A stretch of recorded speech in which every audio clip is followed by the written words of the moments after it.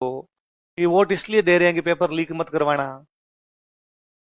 आपने कब कहा था उसको कि वोट इसलिए देने हैं कि हमारी स्कूलें बहुत अच्छी होनी चाहिए? हमने कब कहा उसको? और हम बड़ा इजीली कहते हैं कि हाँ सर इतना तो चलता ही है, हमने एक्सेप्ट कर लिया। पूरा तंत्र ही भ्रष्ट हो गया। अब तो हर पेपर की तरफ आपको नहीं लगता कि ये भी आउट? क्यों हमारे भविष्य के साथ खिलवाड़ है? क्यों हम यूं कमरे में बैठे बैठे तैयारी करते रहें और बाहर कोई भी पेपर बेच जाए? क्यों ये सोच रहे आप भ्रष्टाचार करोगे? भाई तुम थोड़ा बहुत करते हो, किसी ने तुमसे थोड़ा ज्यादा कर लिया। तुम पढ़े 2 साल, क्या फायदा? भ्रष्टाचार है क्योंकि तुमने ही कहा। भारत में honesty is just lack of opportunity. जब तक आपको अवसर नहीं मिलते तब तक आप ईमानदार हो। यह है, मेरे को मौका मिले तो मैं नहीं छोड़ूं और आपको मिले तो आप नहीं छोड़ो और तीसरे को मिले तो तीसरा नहीं छोड़। सिंपल सी बात है।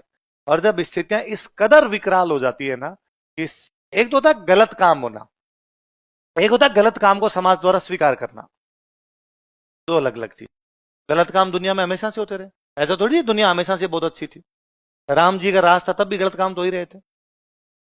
महिलाओं को उठाया जा रहा, रावण उठा के लेके गया। ये वाली सुख जो गलत काम कर रहा था, लोग उसका बॉयकॉट करते थे। लोगों ने कहा रावण ने गलत काम किया तो आज के बाद हम बच्चों के नाम रावण नहीं रखेंगे। इसलिए आज दिन तक अपने बच्चों के नाम किसी के रावण नहीं। आज लगता ना यार इस आदमी ने गलत काम किया था, सोशली बॉयकॉट किया जाए और इस नाम का तो हम कोई बच्चा ही नहीं होगा हमारे। वरना यार ऐसा नाम भी रख दिया तो क्या पता बच्चे में वैसे गलत गुण आ जाएंगे। ये तो एक गलत होना समाज में, पर समाज द्वारा उनका बॉयकॉट किया जाना। और अब हमारे उल्टा हो गया, ठीक, कि हम स्टेटस लगाते हैं कि जमानत मिलने पर भाई को बधाई हो, है ना। और ये गंभीर सोचने वाली बात है कि हम किस मोड पे आगे खड़े हो गए। ये कैसे हो सकता है कि बाकायदा एड दे दिया जाए या किसी को व्हाट्सएप पर मैसेज किया जाए कि जमानत मिलने पर शाम को हनुमान जी की सवामणी है। हम हनुमान जी को और घसीट लाए उस सवामणी के अंदर। जब चीजें इतनी इजी वे के अंदर चली जाती है ना कि हम उनका गौर गिनती करने बंद कर देते हैं। ये स्लोपरी स्लीपिंग है ना। एक होता है भाई फिसलन, कि जब एक व्यक्ति एक बार फिसलना शुरू करता है ना, फिर वो कहां रुकेगा उसका पता नहीं है। वो स्लोप है, वो स्लोप पे रुकने की कोई भी जगह कभी ये थोड़ी बहुत हुई होगी कि मैं मान लो एक किसान हूं या मैं कोई एक व्यापारी हूं, मैंने किसी अधिकारी को किसी को थोड़े बहुत रुपए देके मेरा काम करवा लिया और हमें लग रहा था इतना तो चलता ही। जब तक फाइल पे बाहर नहीं रखोगे फाइल आगे सरकेगी नहीं, उड़ जाएगी।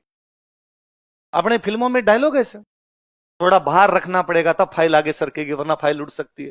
तब तक ठीक था, फिर लोगों ने ज्यादा बाहर रख दिए जी, फिर लोगों ने पेपर खरीद लिया। हम विरोध करते हैं क्योंकि हमें नहीं मिला,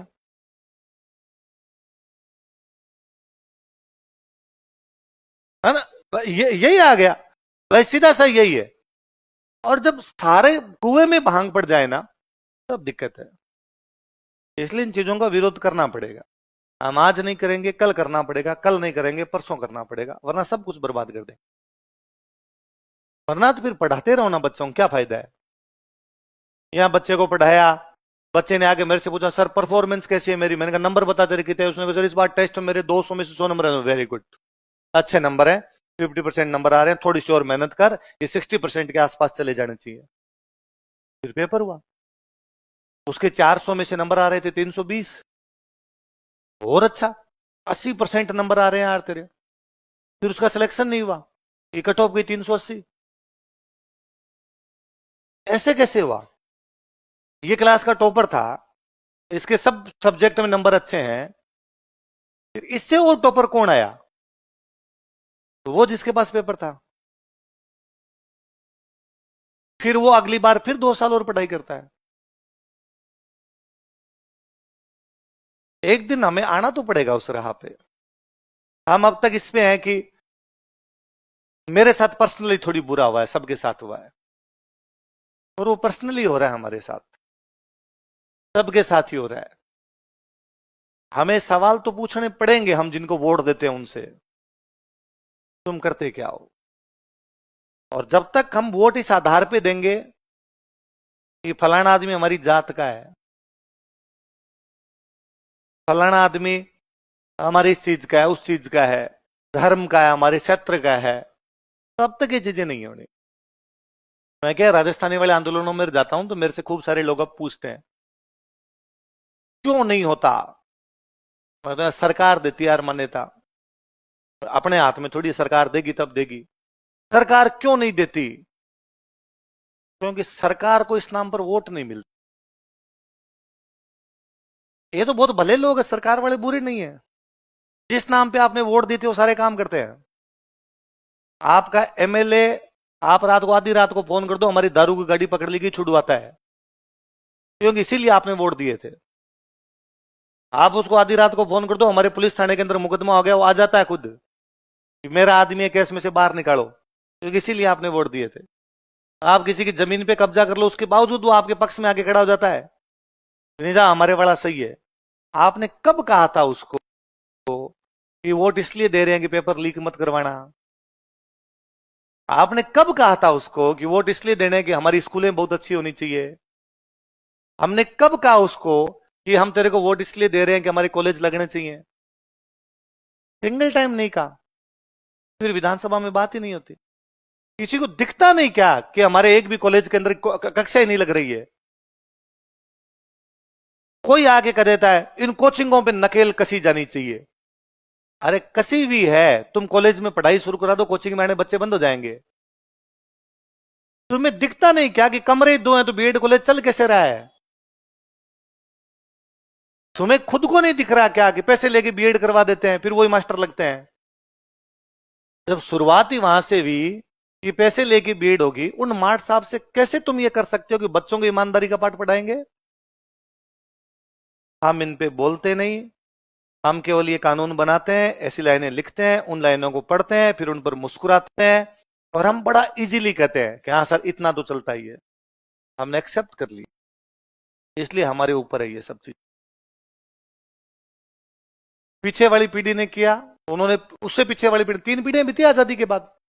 दादाजी वाली पीढ़ी ने थोड़ा थोड़ा माना, पिताजी वाले ने थोड़ा और माना, हम थोड़ा और मान रहे हैं, तब सिस्टम कोलैप्स कर गया, पूरा तंत्र ही भ्रष्ट हो गया, सारे के सारे। अब तो हर पेपर की तरफ आपको नहीं लगता कि ये भी आउट, ये भी आउट है भाई। ठीक नीचे 4th ग्रेड से लेके उसे नीचे तो क्या जाएगा, सबसे नीचे एग्जाम वही तो होता है, उसे लेके 1st ग्रेड तक वाला तैयारी सर्विस है भारत में तो। 1st, 2nd, 3rd grade, 4th grade और सब जगह हर लेवल पे बंदा पेपर ला सकता है, बंदा चीटिंग कर सकता है, पेपर में और किसी को बिठा सकता है। तो क्या क्या तरीके हो सकते हैं तो तमाम निकाले, पर हम उनका कोई विरोध करते, क्योंकि हमें लगता है कि एक बार देश से घुसे बाद में ये सारे काम हम भी कर लेंगे, इसलिए इन पे नहीं हंसना। अब ये हंसने से आगे की बात निकल गई, अब इन पे सोचना ही है कि नहीं, अब हमें जवाब मांगने पड़ेंगे उन जिम्मेदार लोगों से। अब हमें खुद भी जिम्मेदार बनना पड़ेगा। हमारे आसपास में इस प्रकार की कोई घटना होगी, ये तभी रुकेंगे जिस दिन हम हमारे भाई को भी पकड़वाना शुरू कर देंगे।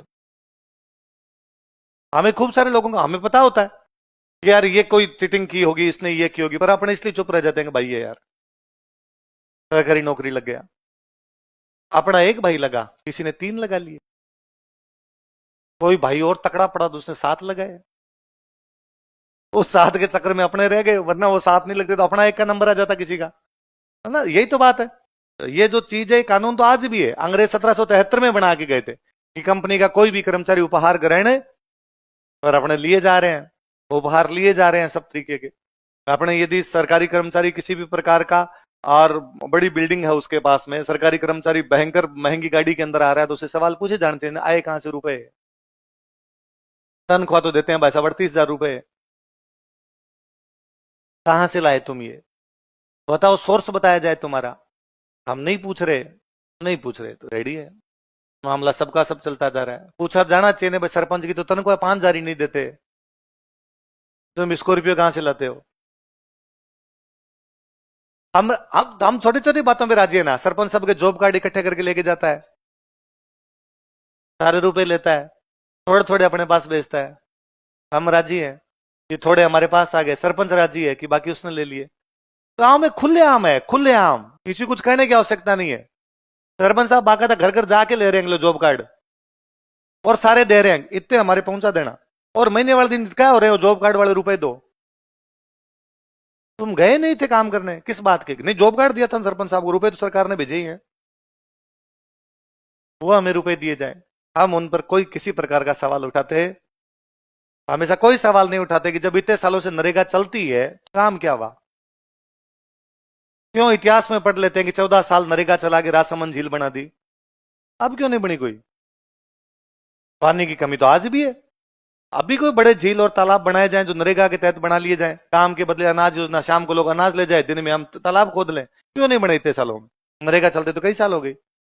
क्यों नहीं ऐसा हुआ कि कोई पूरी स्कूल की बिल्डिंग नरेगा के तहत बनाई गई? क्यों नरेगा में सुबह मिट्टी इधर से इधर डालनी है, शाम को वही मिट्टी इधर से इधर डाल के दिन में ताश खेलनी है? पर हमारे तरफ, खुद की तरफ जब चीजें आती है हम आंख बंद कर लेते हैं। पर कबूतर के आंख बंद करने से बिल्ली भागती नहीं है ना? बिल्ली आई तो कबूतर ने आंख बंद कर ली कि नहीं दिख रही। हम कबूतर हैं जिसने बिल्ली के आने पे आंखें बंद कर रही है।